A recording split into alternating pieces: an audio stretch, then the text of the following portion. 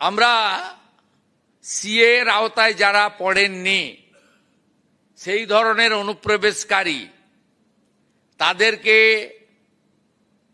Deport করার কাজ নিয়ম মেনে শুরু করেছি। একটি আইন ছিল ভারত সরকারের, সেই আইনে ওদেরকে জেলে না পাঠিয়ে সরাসরি বিএসএফ এর হাতে হ্যান্ডওভারের আইন ছিল, অন্য রাজ্যে কার্যকর করেছিল।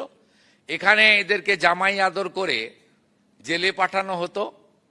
আমাদের ভাত, আমাদের কাপড়, আমাদের ওষুধ খেত, এরা আরামে ভিতরে বসে থাকতো। এবারে একবারে সরাসরি হোল্ডিং স্টেশন বানানো হয়েছে বর্ডারের জেলাগুলিতে। সেখান থেকে এখন অবধি 4800-কে ওপার পাঠিয়ে দেওয়া হয়েছে। আর এখন আমার হাতে আছে হোল্ডিং স্টেশনে 836 জন। তাদেরকেও আমরা তাড়াতাড়ি খাইয়ে পরিয়ে ওদিকে পাঠানোর ব্যবস্থা করছি। এটা প্রক্রিয়া চলবে, এটা একটা বড় ইস্যু ছিল। আর সীমান্ত সুরক্ষিত হয়ে গেলে, এখানে এমনিতেই পালিয়েছে, হাকিমপুরের চিত্র আপনারা দেখেছেন, এমনিতেই ভাগো পালাও, এটা এমনিতেই হয়েছে।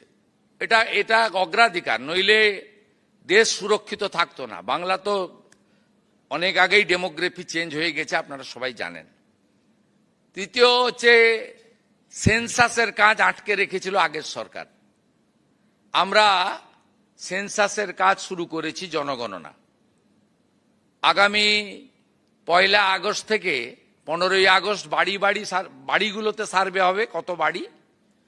আর 16 আগস্ট থেকে 14 সেপ্টেম্বর বাড়িতে কতজন আছে সেই জনগণনা হবে। এটা খুব গুরুত্বপূর্ণ। এবং ফেব্রুয়ারির শেষ দিন চূড়ান্ত জনগণনা শেষ হয়ে যাবে।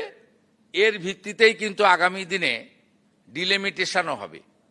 এবারের জনগণনাতে উল্লেখযোগ্য দিক হচ্ছে, সেলফ ফর্ম ফিল আপ করতে পারবেন এবং ডিজিটালি করা হবে।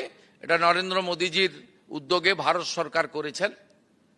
এবং জাতি জনগণনাও এবারে আছে, যেটা বিগত দিনে ছিল না।